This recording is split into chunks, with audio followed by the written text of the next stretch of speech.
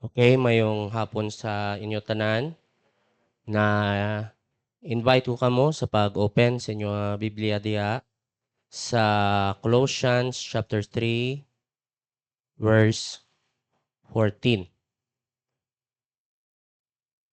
So, ako man no, mapasalamat mo sa Ginoo sa kaayo niya even sa nahuman niya church youth camp. So, salamat sa Ginoo, challenging jud kay ang mga ate-ate sing una sa Bonhome. Wala nga ginasaligan, wala na, no? May mga garibyo, may mga trabaho. Lahi naman karon nga generation. So gin-challenge ko mga young people nga medyo ate-ate naman nga wala na kamo sang saligan, kamo na jud. So dapat maging responsable na mo. So salamat sa Ginoo, maayo man ang pagluto sang kanon og mga sudan. Wala man ang problema, no? So okay kayo. Salamat sa ilang pagtabangay man og sa mga games man pag-facilitate og sa ilang pag-lead man sa kada grupo. So kaya man di ay, no? So salamat jud. Og sa kaalaman sa maayo nga panahon nga ginhatag sang Ginoo sa amo didto, no? So praying sa mga young people nga nag-appeal, even sa mga nagdawat sa Ginoo, and kabay pa nga mga challenges nga napaminawa nila maghatag sang tinuod nga pagbag-o no sa ilang kinabuhi. Now, please open your Bibles.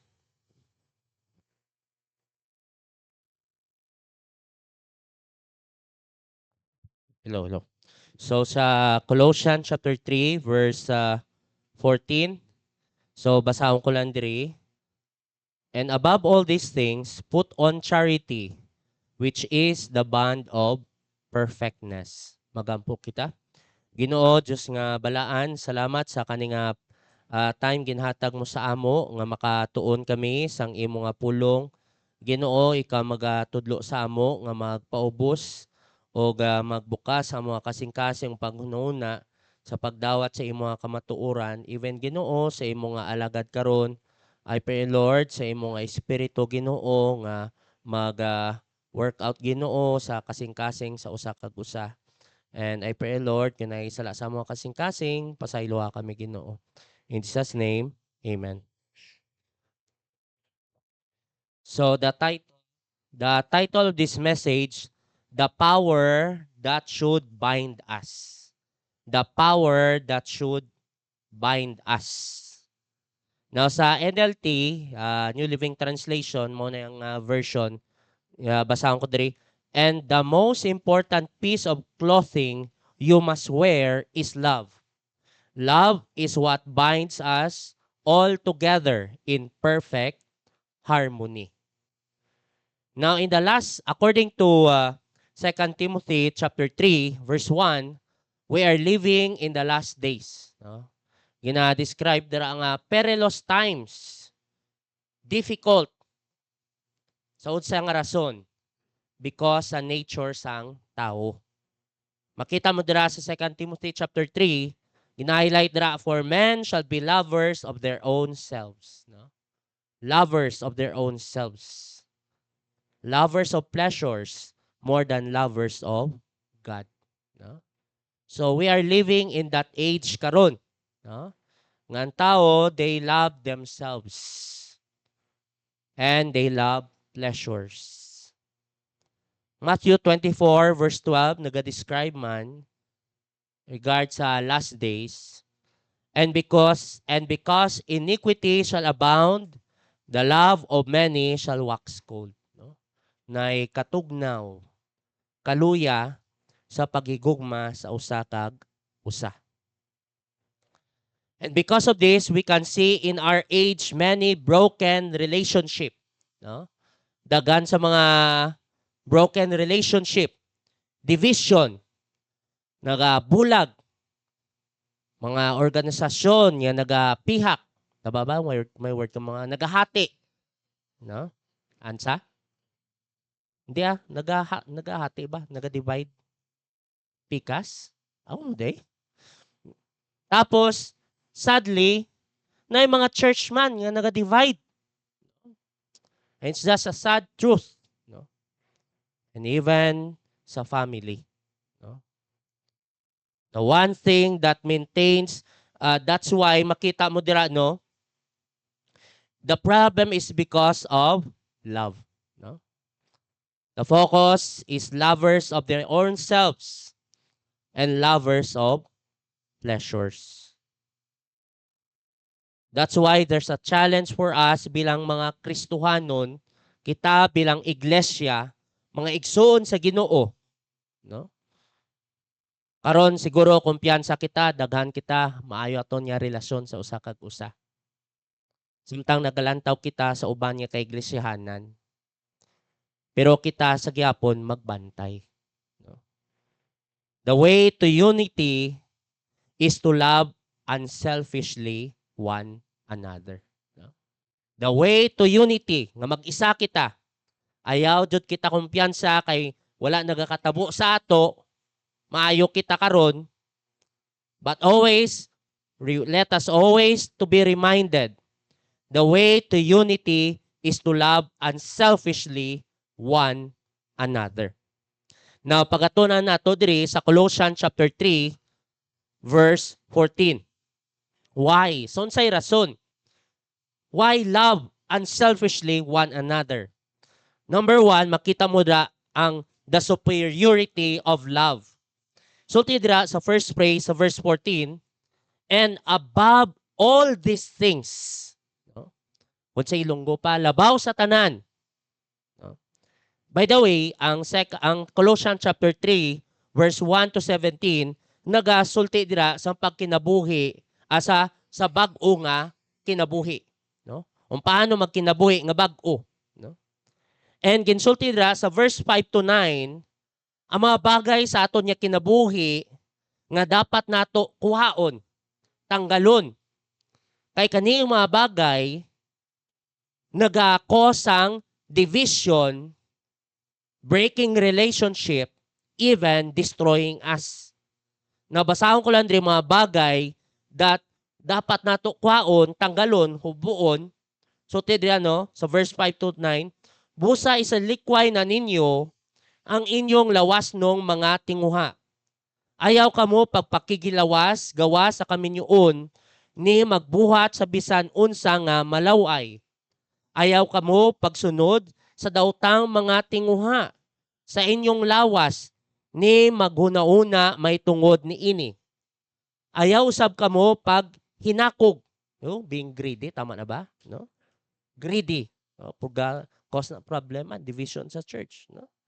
Kaya ang pagkahakog sama usab sa pagsimba sa mga Diyos-Diyos. Tungod ni ining mga binuhatan sa mga tao, silutan sila sa Diyos.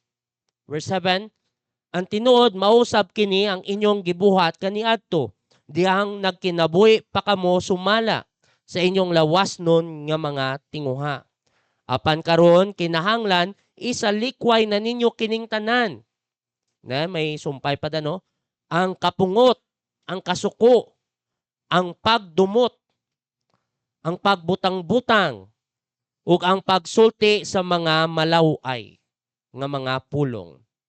Ayaw kamo pagbakak sa usag-usa, tungod kay gihukas na nato ang atong daan ug dawtan niya kinaiya. So, mo ni mga bagay nga isalikway, no? I-put off. Naon sa mga and ang verse 10 to 14, ginasulti adra ang mga bagay nga isulob, may word ko mong isulob, nga suoton nato, no? O ginsulti adra sa tanan nga bagay nga suoton nato, kani ang ayaw jud nato kalimtan, no? And that is love, no?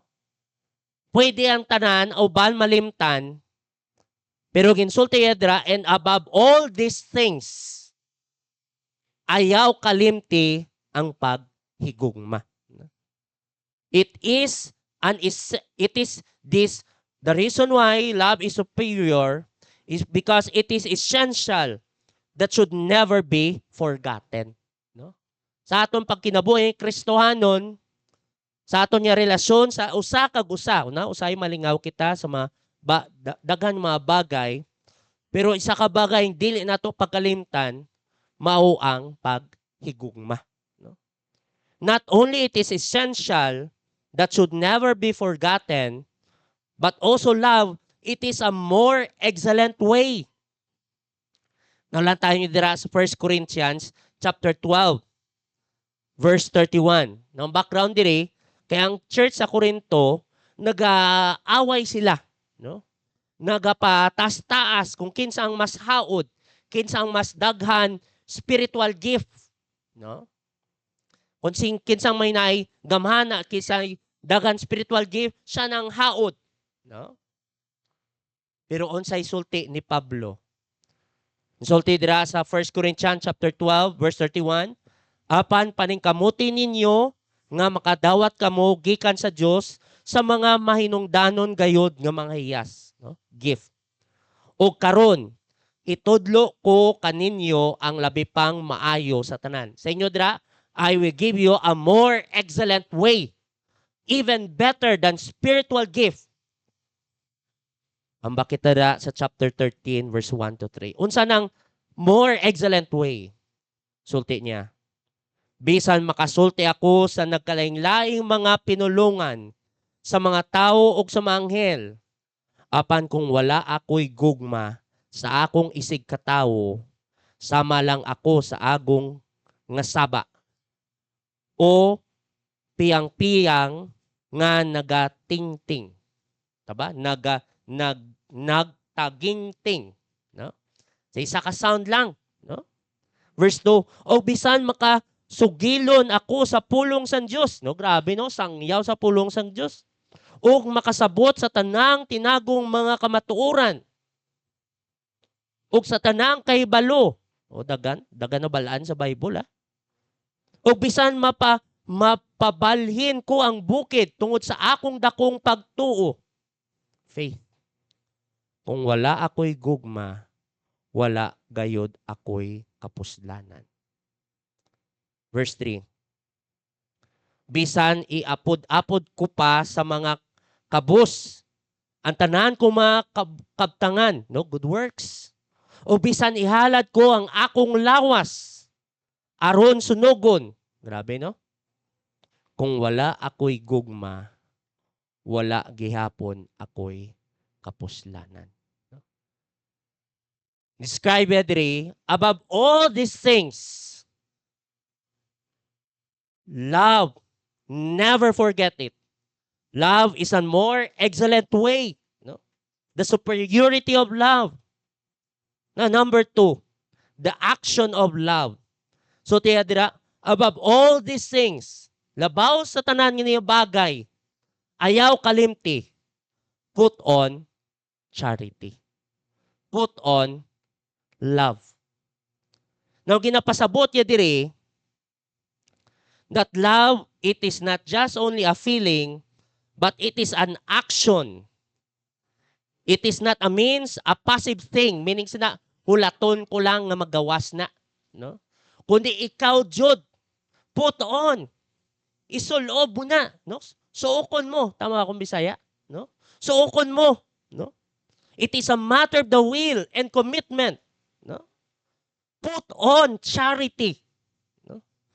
Put on love more than anything else. Now, why put on charity or love?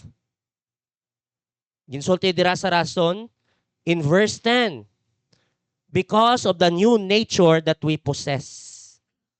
The reason why put on love, the action of love, is because of the new man. So tell you, no? And have put on the new man, which is renewed in knowledge, after the image of him that created him. Nang ginapasabot niya diri ang new man is, before ka naka-accept kay Jesus Christ, you have your old self, no? The sinful self. The sinful nature nga nagadala sa imo sa pagpakasala. But sa tiyon nga gindawat mo si Jesus Christ, ang imo nga old self was crucified together with Christ at the cross, no? Dili lang si Jesus Christ namatay sa cross para sa imo, kundi sa tion niya nagdawat ka, nagtukay Jesus, ang imo nga daan niya kinaugali. Ang imo nga daan niya sarili, namatay dito sa cross, no? Pagkahuman ka na, ang gahom sang daan mo nga sarili, wala na.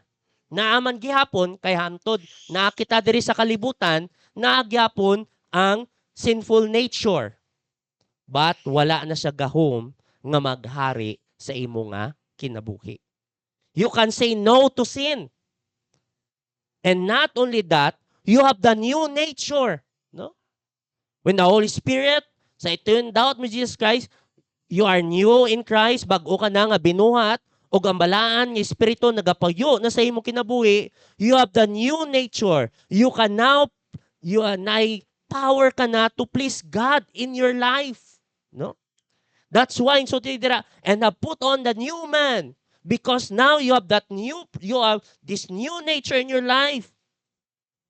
You can love unselfishly. And ginsulti adiri sa verse 11, the basis that you can love unselfishly because of that new man, it is not the new man. The new man, ang rason niya you can love unselfishly is not based on your background. Sa may banya, kung sa Visayas ni romantic ni kayo, Christian, kay ang mga magistorya, ilunggo nga daan, lambinggit. No? Sa Bisaya, grabe, murag palaway ni, magistorya pa lang. Gasyagit na. No? No! So tiyadala lang tawa sa verse 11.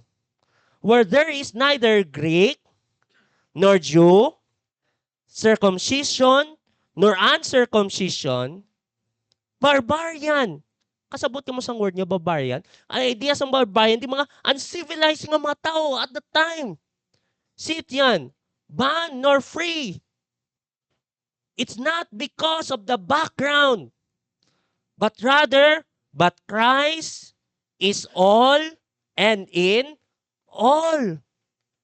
The reason why we have this new nature, the new man, and we can love unselfishly is not because of your background, but rather because of the presence of Jesus Christ in your life.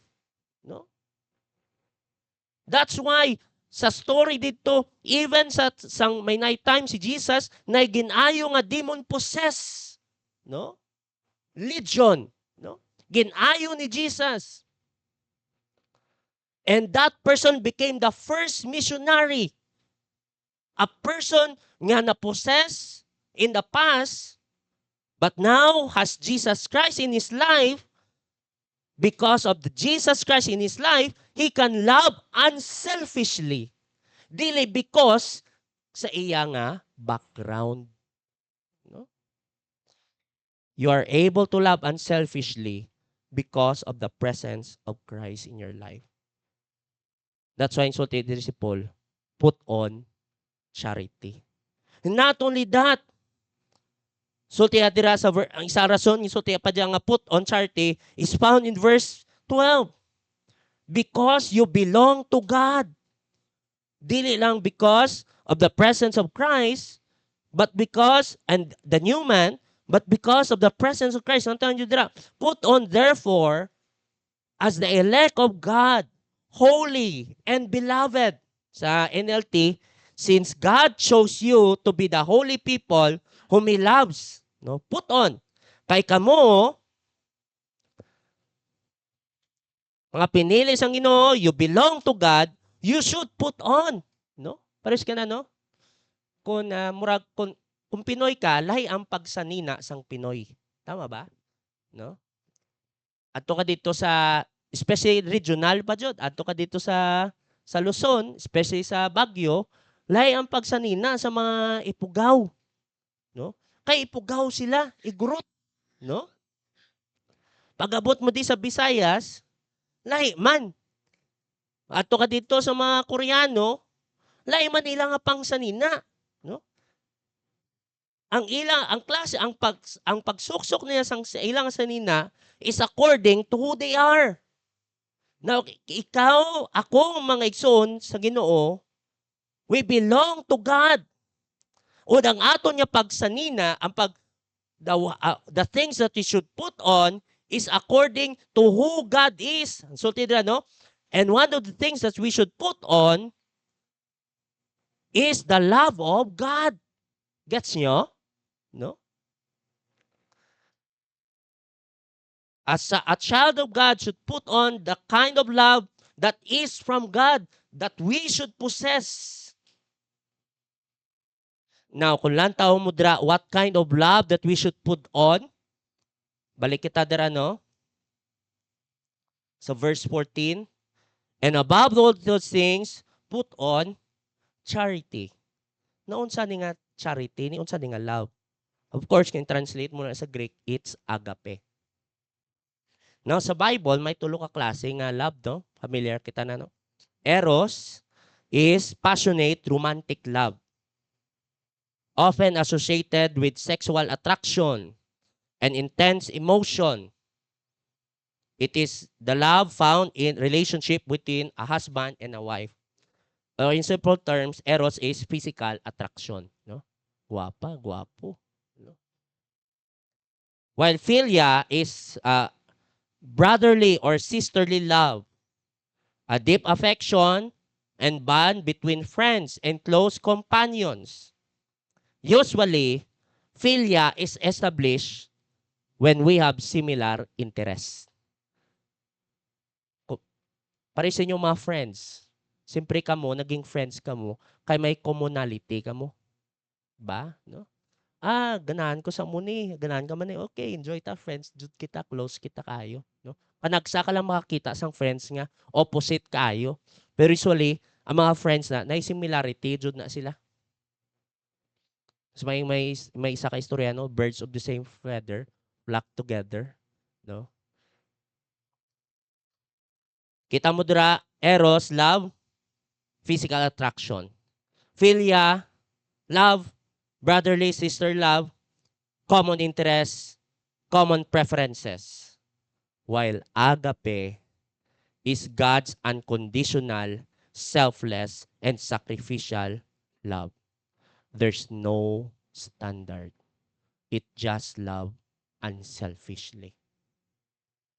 Now, kung isulti diri, kung lantaw mo sa verse 14, wala siya nagsulti dira, put on eros. No? Wala siya nagsulti, nga magigugmaanay kita, higugmaon ko ikaw, kay gwapo ikaw. Or gwapo gwapa ikaw. Or unsa man nga physical attraction. Wala man siya nagsulti ang love dira, wala maginsulti nga dili na siya ang put on charity, dili na siya philia, no? Ngay gugmaon ta ikaw, kay may common interest kita. Ganahan kita sang pula nga kurtina, friends kita. No?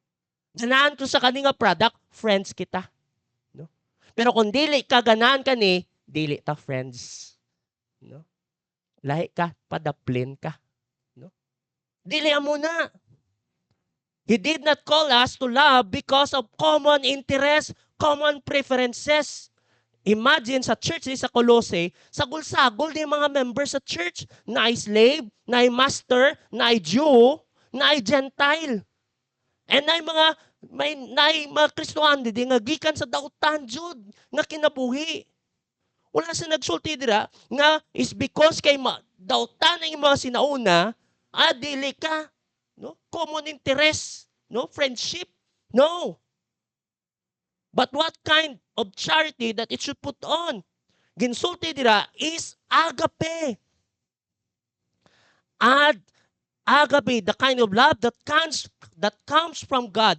God's unconditional, selfless, and sacrificial love. We are called to love one another not because kay gwapo-gwapa ka, not because kay parehas kita ganahan sa isa ka bagay, but rather, we should love unselfishly the way Jesus loved us. John chapter 13, verse 34 to 35 na gingon. So now I am giving you a new commandment. Love each other. May standard. May balasihan. As I have loved you. pareho sa pagigugma ni Jesus. Imagine si Jesus, iya nga disciple na, dili sila parehos. Nay tax collector, no? Nay murag grabe sa law si uh, nay nay aktivista. Nay aktivista si kalimutan ko si sa ngalan niya. Basta may sumpay na the zealot, no? Nay mo na sagol-sagol yung mga disciples, dili sila parehos, no? Yet even Judas Iscariot called the traitor sang nag-abot ang time sa nga nagtraidor na si Judas sa kay Jesus nga ikis yan na. Kung basa mo dira sa Bible, ginsultian pa siya ni Jesus, my friend. Imagine, no? So now I am giving you a commandment, love each other just as I love you. You should love each other. Verse 35. Your love for one another will prove to the world that you are my disciples. Only those who are in Christ can love unselfishly. Kaya nga naman, you cannot give what you do not possess. If you have not experienced the love of God, lisod ipahayag na sa uban man. Beloved, let us love one another, for love is of God, and everyone that loveth is born of God and knoweth God. Well, of course, the action of love will depend on our walk with God. Relationship gyapon sa Ginoo, it goes down sa aton nga relationship sa Ginoo. Kay nga naman, so but the fruit of the Spirit is love. Gikan gyapon, kung ang imong relasyon sa Ginoo wala nagagrow, wala ka tubo closely sa Ginoo, wala ka naggrow sa pagigugma sa Ginoo, then it's hard for you to produce that kind of love nga gikan sa Ginoo, no? Kung mahimo man jud pinugos na, no, kopya-kopya, no? Pero sa kadugayan magawas jud kung tinuod if we really love unselfishly. So insulti dira, balik kita sa aton nga text. Above all these things, put on charity. Kasabot na kita na, no? Put on charity. Love, not because kay kung unsa man siya, but love unconditionally, unselfishly. Now, unsang effect yan eh? The effect of love. Ang sumpay niya. And above all these things, put on charity, which is the bond of perfection. What is the effect? Love will bond us. Bond us. Ang word nga bond dira, B-O-N-D, it means that which binds together, no? Dikit ya ba, no? Kanang dili ka mo mabulag, no? Mo na ang gugma ang makabatikit sa inyo og dili ka mo mabulag, no? Love is what will hold us together as a church, no? Bilang igsoon sa Ginoo. Gugma. Truth guides us, but love binds us. Not only love will bond us, but love will complete us. So, sumpay dira, no? Which is the bond of perfection. The word perfection, ang obvious yung kalugan, of course, perfect. Ang other meaning is completeness. Love will complete us. If you have everything, natanan sa imo, pero walay gugma, wala pulos ang tanan. Love completes us. Specifically, the love of God. Proverbs 15:17, sulti iya. Basa ko din sa NLT, kay mas nindot siya, no? Mas masabtan. Sulti iya, no? A bowl of soup with someone you love is better than steak with someone you hate. Unsa na? ang isa ka sudan sang supas, kauban ng imo ginahigugma, mas maayo pa, modernize ko na translation na. I-modernize ko. Ang isa ka, anong bowl sa Bisaya man? Palanggana? Bowl na lang. Ang isa ka bowl sang arroz caldo, i-modernize ko. Ang isa ka bowl sang arroz caldo, mas maayo pa kanon, kauban, sa tawo nga ginapalangga mo kaysa burger nga ginakaon mo kauban sa imo nga ginakaugot. Ito ba? Ang hate sa Bisaya? Ginakalagot mo. Gets yung point? No? A bowl of soup with someone you love is better than steak with someone you hate. Love will complete us. Sa aton bilang Kristohanon, usay malimtanan nato, no? Ma-focus kita sa mga activities, mga bagay sa aton kinabuhi. And usay kumpiyansa kita nga ayo kami dire sa iban, grabe na galagot-lagot. At nagmugamo na sila, kami okay lang kami dire. But never forget mga igsoon sa Ginoo, no? Usay maingon ta nga siya manunguna. Balos man ko. Di ba? Muna na, no? Hindi. Ano na? Divide na ta. Wala na. Grupo-grupo na. No? Above all these things, put on charity, which is the bond of perfection. Do we unselfishly love one another as a family? Tinodjod? No? Or base na mga, or do we still need a set of standards or preferences? Dapat parehas kita ganahan sa blue nga kortina. Dapat maganahan ka man sa kape, ako ganahan man, para mag-close kita muna. Or do we still need physical attraction? No? So that we can love others? 1 John 4:19-21 nagingon. Nahigugma kita sa Dios tungod kay siya mao ang una nga nahigugma kanato. Verse 20. Ang muingon nga nahigugma siya sa Dios, apan wala may gugma sa iyang igsuon, kanang tawhana bakakon. Kay kung ang iyang igsuon mismo, ang iyang makita, wala gani niya higugmaa, unsaon niya pagigugma sa Dios nga wala niya makita. Verse 21. Busa, mao kini ang sugo nga gihatag ni Kristo kanato. Ang tawo nga nahigugma sa Dios kinahanglan usab nga mahigugma sa iyang igsuon. Magampo kita. Ginoo, salamat sa kaning reminders sa imong pulong. Lord, nagapangayo kami pasaylo many times sa amon niya kinabuhi, nakalimtan namo ni. We thought the way to unite us are activities, complete facilities sa church. Walay problema sa financial. No, Lord.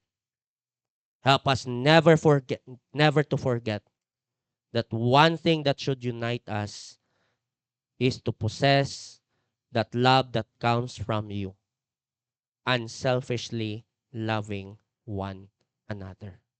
Lord, tabangi kami. Remind us, O Lord, so that kami bilang iglesia, nagapadayon nga nagaisa, aron nga makita sa mga tao sa amon nga palibot, nga kami imo nga mga disciple. Salamat Ginoo sa imo pulong in Jesus' name.